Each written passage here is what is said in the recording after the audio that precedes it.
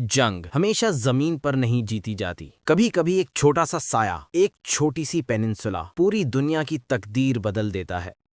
Crimea, जिसे Russia अपना दिल का टुकड़ा कहता है, और यूक्रेन अपनी धरती का चोरी हुआ हिस्सा। लेकिन 2024-2025 इस जंग ने एक नया मोड़ लिया। अब सवाल यह है कि क्या रशिया वाकई हार सकता है? क्राइमिया एक खामोश पाउडर केक बन चुका है, फटने के इंतजार में। 2014 में रशिया ने बिना एक फिजाई गोली चलाए क्राइमिया पर कब्जा कर लिया।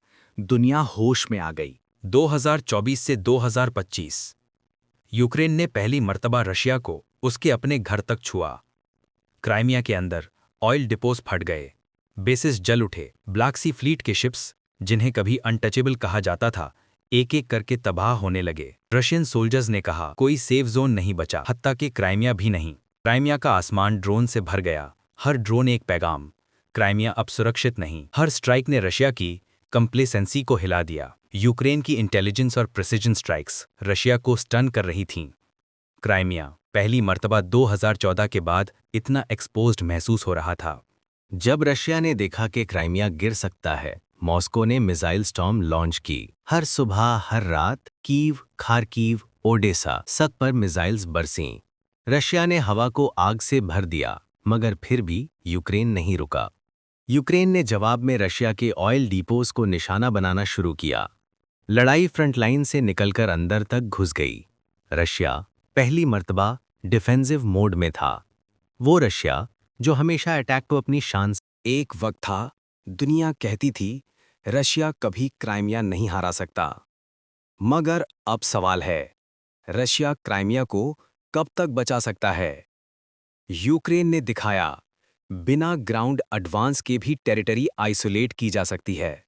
Drones plus missiles plus intelligence is equal to Russia की सप्लाई लाइंस टूट चुकी हैं। ब्लैक सी फ्लीट कोलैप्स की तरफ बढ़ रही है। मॉस्को के अंदर एक खामोश दरार पड़ चुकी है। क्राइमिया अब स्ट्रेटेजिक एसेट से ज्यादा बर्डन बन रहा है। रशियन मोराल प्रेशर में है।